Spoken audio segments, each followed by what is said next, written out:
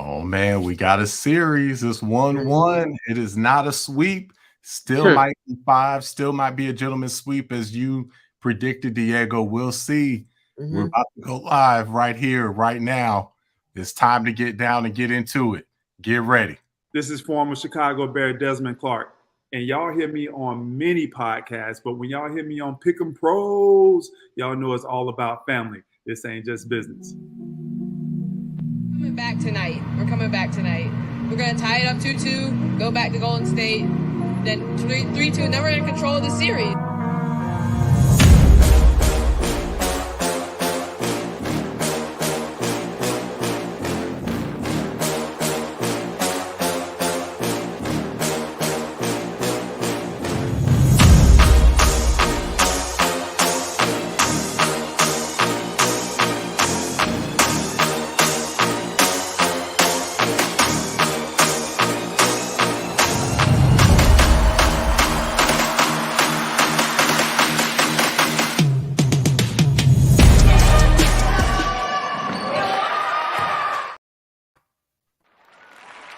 All right, ladies and gentlemen, welcome back. You know who it is. I am Derrick Thompson. I'm Diego Thompson. And who are we? We're the Pick'em Pros. We are the Pick'em Pros coming back at you in the house with a live show tonight, a live game reaction to Game 2 of the NBA Finals between the Denver Nuggets and the Miami Heat. We have got a series now. It is 1-1. Man, how you doing, man? What you think about that game? I'm doing good, but I was kind of disappointed by Denver tonight, so kind of sad. So, but it's fine. Still probably win. Still probably win in 5 though, like I predicted. We're gonna definitely dive heavily into that. Is it gonna be a gentleman's sweep or is it really a series? We gotta dive into that, man. But you feel it all right, man? You like you were battling a little, during these playoffs. You have been battling food coma. You know what I mean? You've been just like going for it and just knocked out. So you've been having a little trouble staying up for these games, man. Do you need to get like a pregame nap? I'm good, man. I'm good. I think you should worry about yourself. Yeah, I think so. I'm fired up, man. I'm ready to go. Oh no. I've been having any problem watching these. Seeing you knocked out. You may have to many games. You may have to lay off the carbs, man. I don't know. You've been going for it, man. All right. Well, let's get into this game too, man. The Miami Heat have come back. They have tied the series. They jumped out to an early lead. Then Denver took control. Looked like they were going to run away. Then they kind of went back and forth the rest of the way. But what's your take on this game 2? Yo, interesting game. Yeah, the Heat jumping off to the lead, of course. Role players played well. Max Strus hitting threes early. Gabe Vincent playing well. So I think that's really what carried him. Jimmy Butler still didn't play all that great. 21, 7 of 19 from the field. So I think the role players really carried him today. And had a really, really great performance. So, and Denver being really sloppy too, because their passes were just weird, and they weren't like going for balls. They just like they didn't seem like themselves for some reason, and they just seemed very tired, I guess, just to start the game. So it was interesting. In Miami, to Miami's credit, they kept switching up the defense. So, they were going back between zone and man-to-man and really, throwing Denver off. Joker, had a huge game and can do whatever he wanted and can score whenever he wanted. Murray was okay, but everybody else was awful tonight. Gordon played decent on defense. And he was 2 for 2 from 3, but he missed 2 critical free throws. And he seems to do that pretty often when they really need it. He'll go up there and miss 2 free throws. Porter was terrible today. Porter could not make anything and just didn't have that same swagger that I've seen throughout the playoffs. So that was kind of my take on that. But give Miami credit. They definitely came out They were forceful on defense. They, forced it, and the Nuggets started to fall apart. They started crying to the refs, and just started to really lose their composure today. So that was kind of my take on that, man.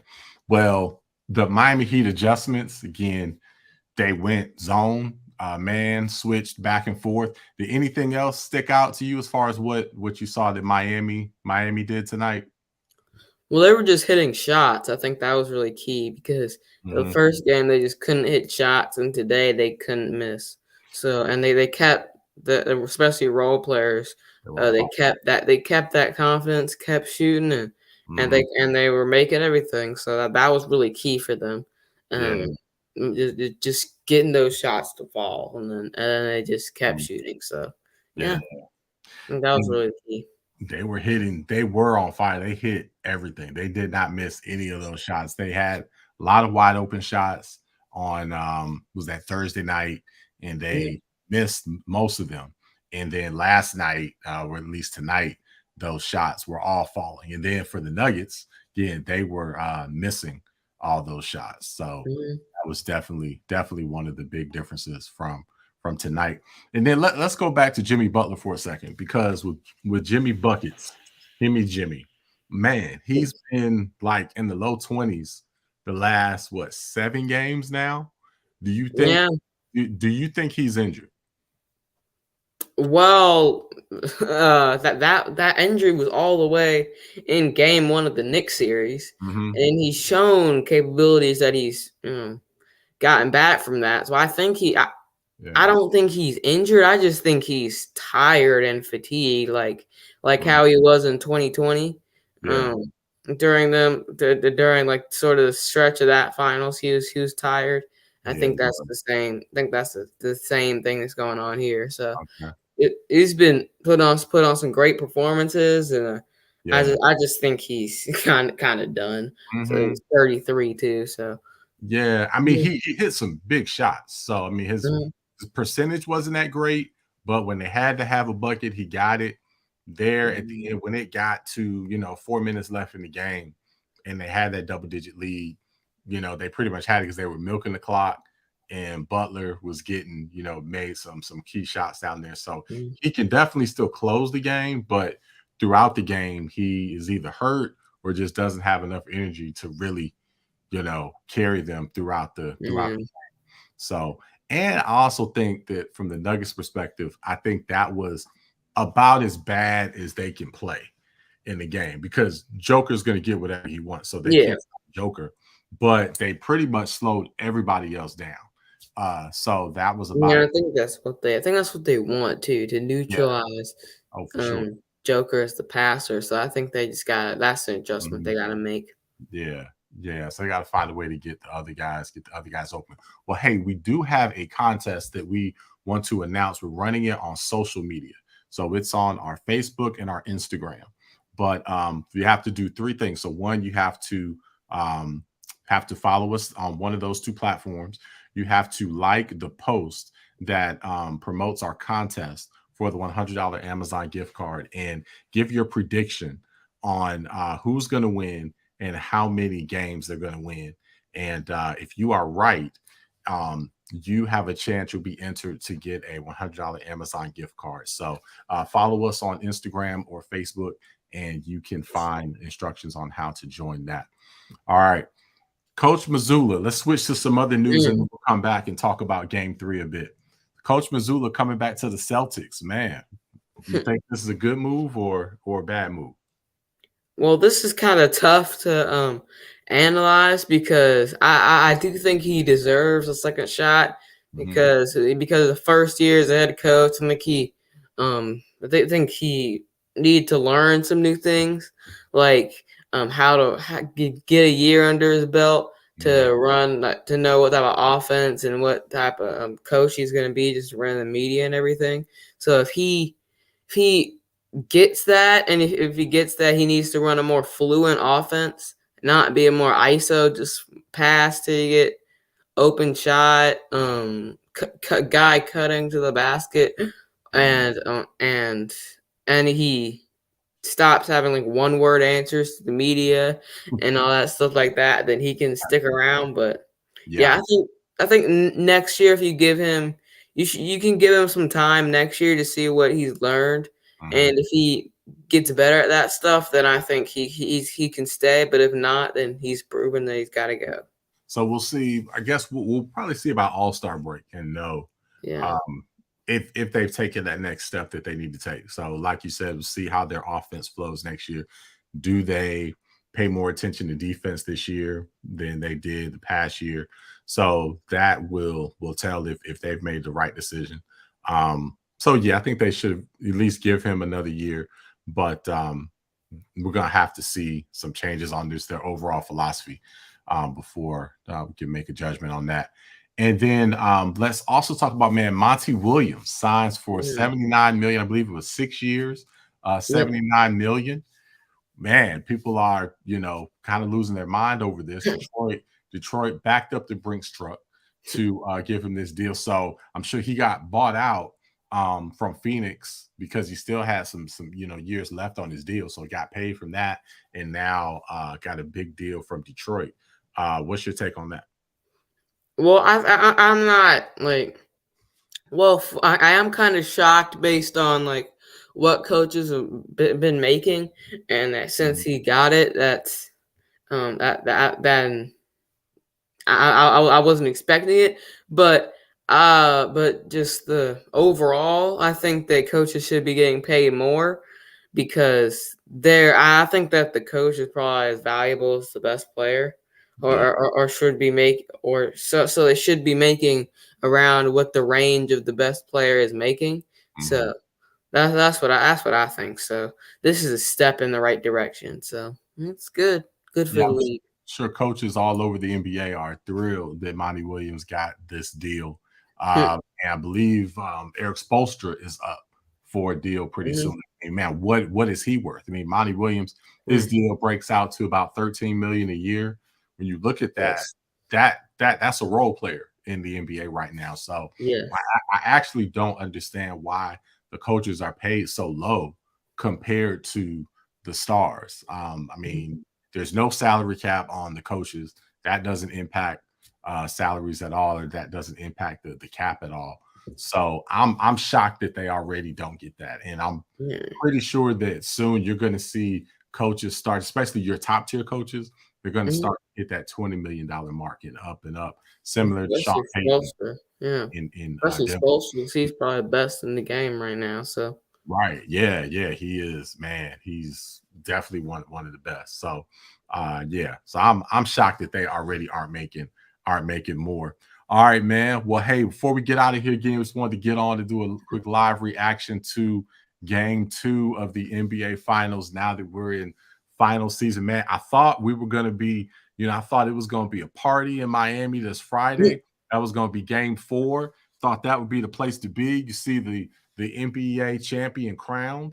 Now we know this series is at least going 5. Is it going to be a gentleman's sweep and end in Denver on June 12th? I think Monday, June 12th is Game 5. I think that's great. Or is it going to go beyond that? So I'm really, really curious, man. But I was ready, man. I had my party shirt. Man, I was looking at tickets, man. I was looking to go to Miami for Game 4 just to celebrate the championship. And now those plans are ruined. We at least have to go to a Game 5. But for Game 3, man, what's your pick for Game 3 Wednesday night in Miami?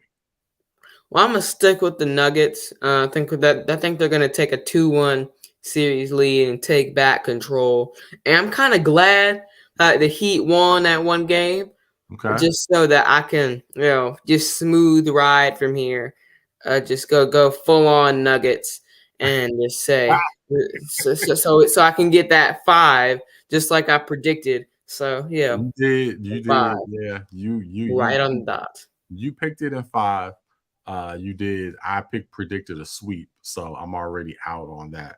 But hopefully they can in 5 as your prediction goes, and you will be right on the money, man. Well, hey, we'll see, man. We'll definitely be tuning in. We've got these gaps because we're used to basketball earlier in the playoffs, it was basketball every night because you had all the different series going on. But now it's, now with the finals, man, it's every couple of days. So got game 3 2-day gaps. Yeah, 2-day gaps. So game 3 Wednesday night, 8:30 Eastern. Then Friday night, 8:30 Eastern. And then the next one is Monday. So there's actually no game Saturday, Sunday. Game 5 will be Monday. Sucks. Really have that. Yeah. But that's awful. Yeah, man. All right, cool, man. Well, hey, man, we'll let you get back to your nap. And we'll get you get back to your nap. Nah, man, I was up. I saw the whole thing. Don't act like you don't sleep during the game. I didn't miss anything. We all know you sleep during the games. We all know you do. You get your little pillow and blanket and sleep on the couch. I didn't miss. Everyone knows. I saw the whole thing, man. I don't know about that. Whole thing. And no, they actually won't play as well at home. I think, man, this game 3 is really going to be interesting. It's really going to be interesting. So we're gonna see. We're gonna see. Yeah. So all right, y'all. Well, hey, let's get on out of here, man. Until next time, man. We'll see y'all. I will record our next show next weekend. So we'll record it Saturday and we'll have it out. Try to have it out on Saturday. So we'll be recapping games 3 and games 4 as we head into game 5. So we'll make sure we get that out. All right. Until then, enjoy the rest of the playoffs. Enjoy everybody. And we'll see you next time. Pick 'em pros. Pros. We are out. Yeah.